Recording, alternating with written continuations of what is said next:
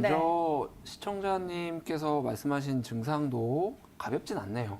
그리고 나이도 좀 있으시면서 네. 동시에 포인트는 체중이 좀 나가십니다. 아, 예, 지금 직접 뵈서 이렇게 진단을 해드리면 보다 더 도움을 많이 드릴 수 있을 텐데 지금 실제로 못 뵈서 좀 아쉬운 점이 있지만 제가 좀 더 추측을 하자면은 아마 혈압 문제가 있으실 것 같아요.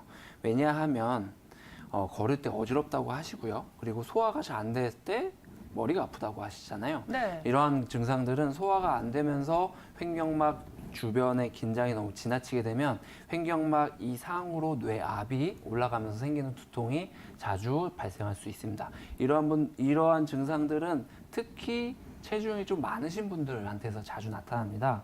왜냐하면 체중이 증가하게 되면 우리의 근력이 그만큼 시간이 지나면 지날수록 저하될 수밖에 없어요. 왜냐하면 무거운 짐을 항상 지고 있는 거와 같으니까요.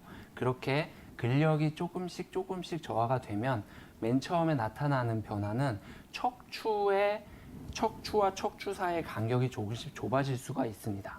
이렇게 된다면 우리의 몸에서 이 감각을 나타내는 이 감각 신경들은 모두 척추에서 나오는데 이 척추의 눌림으로 인해서 감각 신경들이 조금씩 압박을 받기 시작합니다.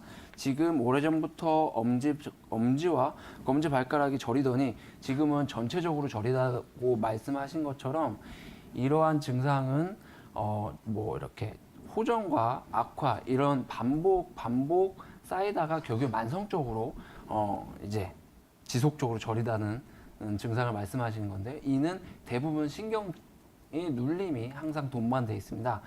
이를 유추해 봤을 때는 척추에 눌림이 나타날 수 있겠구나 이렇게 유추할 수 있겠고요. 그리고 이제 횡격막 쪽에 이완과 수축이 자유롭지 못하기 때문에 자꾸 뇌압이 쉽게 올라갈 수 있겠고요. 이렇게 뇌압이 쉽게 나의 컨디션에 따라서 좌지우지 된다 이런 상황은 혈압의 조절이 이렇게 일정한 수준을 유지하기 힘들다 이렇게 유추할 수 있습니다. 이는 이제 심장의 어떤 펌프 역할이나 아니면은 말초 혈관의 이 탄력이 저하가 오랫동안 안 돼서 만성적으로 이제 통로에 문제가 생겼다고 생각할 수 있습니다. 이를 개선하기 위해서는 사실 오랜 시간이 필요합니다. 이를 뭐 어떤 치료를 통해서 빠르게 개선한다 이렇게 생각하시면은 치료에 있어서 실망감을 느끼시기 쉽습니다. 네. 그렇기 때문에 제가 오늘 뭐 자세한 이렇게 치료하세요, 저렇게 치료하세요라고 말씀을 드리면 좋겠지만 그것보다 제가 지금 드릴 수 있는 가장 중요한 포인트는 치료의 시간을 충분히 두고 그리고 근력 그리고 사지 말단의 탄력부터 조금씩 개선을 해야 혈압이 개선되고 혈압이 개선돼야 이제 어지럼증 또한 소화 문제가 개선될 수 있다고 생각됩니다. 네.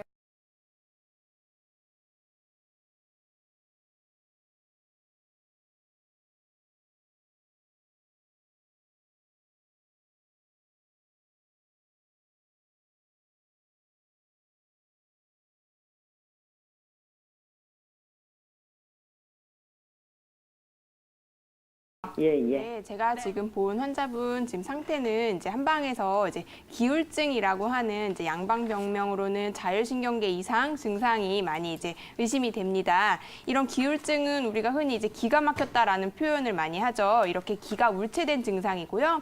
이거는 스트레스에 의해서 많이 나타나게 됩니다.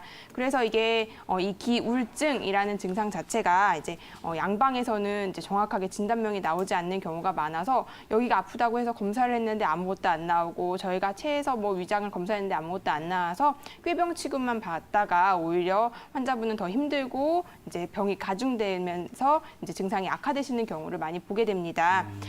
그래서 이런 이제 기울증 같은 경우는요, 이제 중국에서 이제 이 기울증에 대한 이제 척도를 발표를 한 게 있습니다. 요거를 한번 보시게 되면은 이제 쉽게 우리가 많이 초조해지고 불안해지고 그리고 이제 근심 걱정, 이제 감정 변화가 굉장히 이제 잘 나타나고 상처를 잘 받게 됩니다. 됩니다. 그리고 이제 쉽게 무서워하고 잘 놀라고 그리고 이제 옆구리 부위, 그다음에 가슴 부위에서 이제 통증을 많이 이제 얘기를 하시게 되고요. 그리고 이런 환자분들은 이제 진료를 하는 도중에도 어휴 하고 한숨을 굉장히 많이 쉬시는 걸 볼 수 있습니다. 네. 그리고 이제 또 되게 이제 이비인후과라든지 다른 질환으로 이제 의심을 받아서 목에 뭐가 걸려 있는 것 같은데 뱉어지지도 않고 나오지도 않는다라는 증상을 얘기를 하세요.